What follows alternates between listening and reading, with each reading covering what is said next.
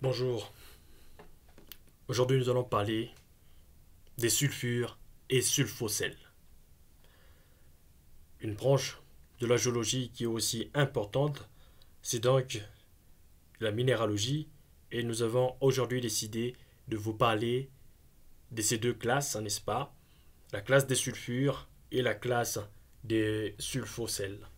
Voilà, sur cette belle image, je vous présente l'association des différents éléments chimiques, n'est-ce pas? Des atomes qui peuvent, n'est-ce pas, se mettre ensemble pour nous former des minéraux. Bien sûr, avec votre géologue Chingama Kaonarik de la République démocratique du Congo, qui est chercheur en géologie. Et cette vidéo qui sera beaucoup plus partagée, n'est-ce pas, sur les réseaux sociaux, sur WhatsApp, ne pourra pas vous donner cette facilité, n'est-ce pas, de suivre les enseignements du géologue Chingama Kaona Rodrigue. Alors pour me retrouver, vous n'avez bien sûr qu'à taper sur YouTube Rodrigue Chingama. Merci pour vos applaudissements. Alors voilà, je vous présente cette image, la pyrite. La pyrite, pour ceux qui ne connaissent pas, c'est donc un sulfure de fer. Vous allez vous demander pourquoi est-ce que j'ai mis la pyrite en tête. Et bien sûr parce que c'est un élément très important dans cette classe d'éléments sulfurés. Alors bien avant que nous puissions entrer dans les parties utiles de notre exposé, je vais donc vous demander de souscrire à ma chaîne, de me donner de pouces bleus et bien sûr n'oubliez pas de cocher la cloche de notification pour que vous soyez les premiers à être gâtés lors de nos prochaines publications. Voilà, nous commençons avec la première classe et donc la classe des sulfures. Qu'est-ce que nous entendons par sulfure?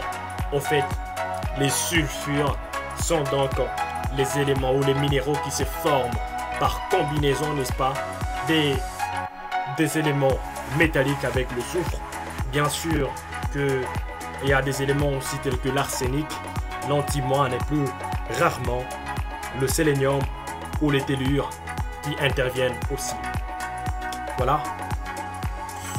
Sulfure, n'est-ce pas, élément métallique plus soufre. C'est vraiment facile. Alors quels sont les éléments métalliques, n'est-ce pas, qui sont, n'est-ce pas, les principaux associés, n'est-ce pas, des anions de soufre? Il s'agit, n'est-ce pas, premièrement du fer, deuxièmement du zinc, voilà, le cuivre, le plomb, le cobalt, le nickel, le molybdène, l'argent et aussi le mercure. Alors j'aimerais bien vous informer sur quelque chose qui me tient beaucoup à cœur, c'est que sur tous les éléments, sur la composition totale, la composition chimique, ou si je dois aller dire une composition minéralogique de la Terre, les sulfures, n'est-ce pas, n'occupent que 0,15% de la totalité, dans lesquels 0,15%, la pyrite ne prend que 0,14%. Plutôt la pyrite prend 0,14%, ce qui est énorme.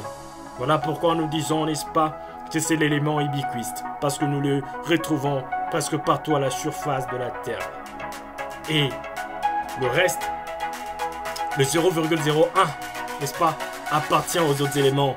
Eh ben oui, tout ce que vous connaissez comme, n'est-ce pas, minéraux sulfurés, la chalcopyrite, la bornite, etc., n'est-ce pas, entre dans les 0,01% de la composition chimique ou composition minéralogique globale de la Terre. Voilà, je vous ai réservé beaucoup de surprises aujourd'hui. Nous allons classer le sulfure et je vais vous donner quelques éléments afin que, n'est-ce pas, vous soyez émerveillés par, n'est-ce pas, ce joyeux de la nature.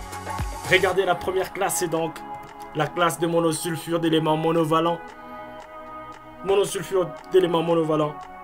Il y a une panoplie, n'est-ce pas, des éléments de cette classe, mais je vous ai justement réservé l'argentite, un sulfure d'argent. Oh, que c'est magnifique.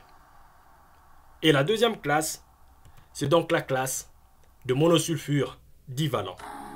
Pour cette classe, soyez sûr que je vous ai n'est-ce pas, réserver un élément.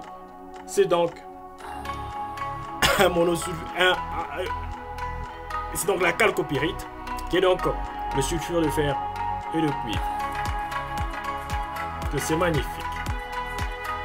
La troisième classe, c'est donc la classe de disulfure d'éléments divalents. Alors ici, je vous ai réservé la cobaltine, qui est un sulfure de cobalt et d'arsenic. Et la dernière classe en C qui est de sulfure, c'est donc la classe des sulfures des semi-métaux. Voilà. Ici, je ne vais pas vous expliquer un semi-métal. Tapez Google. Tapez sur Google semi-métal, ou si vous êtes un chimiste ou géologue, vous pouvez directement savoir ce que signifie un semi-métal. Voilà, je vous ai réservé ici la stibine, n'est-ce pas? Un sulfure d'antimoine. Nous continuons avec notre exposé, mais bien avant tout, question. Voilà, je vais vous proposer 3 éléments pour voir réellement si vous avez suivi mon exposé. Laissez-moi dans le bas, n'est-ce pas, de ma page YouTube, de cette vidéo, l'élément qui correspond à un élément sulfuré. Est-ce la malachite, l'argentite ou encore l'azurite? Alors, nous allons parler des sulfosels. Les sulfosels, n'est-ce pas, sont une combinaison, n'est-ce pas, d'éléments semi-métalliques, métalliques et de soufre. Voilà que les sulfosels sont aussi subdivisés en 2 grandes catégories. Vous avez les sulfosels d'arsénure, n'est-ce pas, les sulfo-arsénure d'un métal et les sulfo-antimonure d'un métal. Alors, dans la sous-catégorie, nous allons premièrement parler des sulfo-arsénure ou sulfo-antimonure de cuivre gris. Alors, pour bien illustrer cela, dans toute cette panoplie d'éléments, moi j'ai choisi la ténantite, un sulfo-arsénure de cuivre, n'est-ce pas? Bien sûr qu'il y a une précision, sulfo-arsénure de cuivre gris.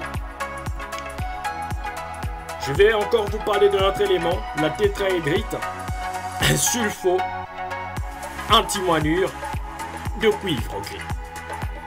Voilà. Quelle est la classe que nous pouvons proposer encore pour les sulfosels, n'est-ce pas? Dans les 2 catégories, nous pouvons aussi parler des sulfo-arsénure ou sulfo-antimonure d'argent noir et rouge. Voilà ce que je vous ai réservé. La stéphanite, qui est un sulfo-arsénure, n'est-ce pas, d'argent et d'argent noir. Waouh, que c'est magnifique. Voilà un autre élément. Un sulfo-arsénure d'argent rouge. La proustite. Et bien, vous avez les compositions chimiques ou la formule chimique de la proustite. Voilà. J'ai encore une autre classe ici. Que c'est magnifique. Vous avez maintenant des sulfo-arsénure ou sulfo-antimonure de plans complexes. Bien sûr que la liste est exhaustive. Veuillez chercher. Veuillez chercher.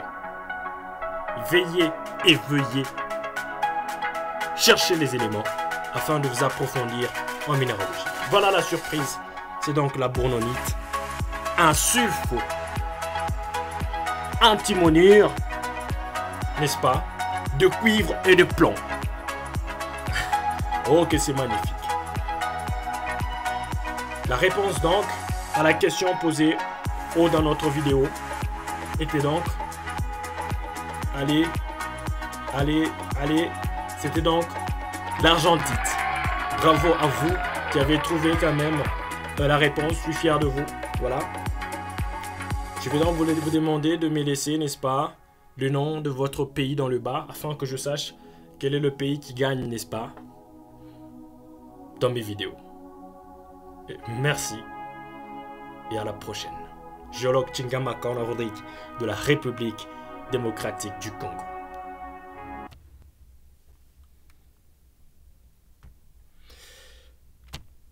Allez, deuxième composeur.